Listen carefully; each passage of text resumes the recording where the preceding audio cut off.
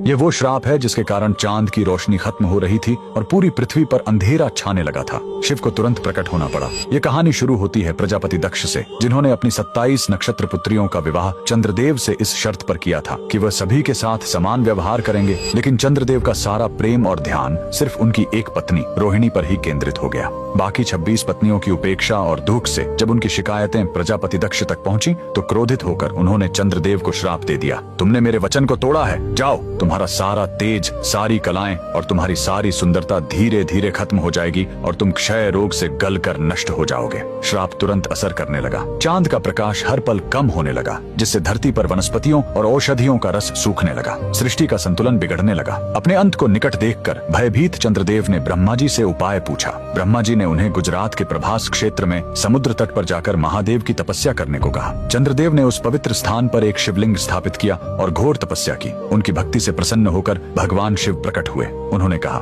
मैं दक्ष के श्राप को पूरी तरह खत्म तो नहीं कर सकता, लेकिन उसका प्रभाव कम कर सकता हूँ। शिव ने वरदान दिया, तुम कृष्ण पक्ष में 15 दिन क्षीण होगे, लेकिन शुक्ल पक्ष में 15 दिन फिर से पूर्ण हो जाओगे। उन्होंने चंद्र को अपने मस्तक पर धारण कर लिया और चंद्रशेखर कहलाए। और जिस ज्योतिर्लिंग की चंद्र ने पूजा की थी वो सोमनाथ, सोम यानी चंद्र के नाथ के नाम से प्रसिद्ध हुआ। और यही सोमनाथ मंदिर भारत का पहला ज्योतिर्लिंग आज भी गुजरात के वेरावल में उसी समुद्र तट पर शान से खड़ा है, जहाँ चंद्रदेव ने श्राप से मुक्ति पाई थी। लेकिन रुकिए, इस मंदिर का एक और रहस्य है। यहाँ मौजूद बाण स्तंभ यह बताता है कि यहाँ से लेकर दक्षिणी ध्रुव तक समुद्र के रास्ते में कोई जमीन नहीं है। भगवान शिव के भक्त कमेंट में हर हर महादेव जरूर लिखें।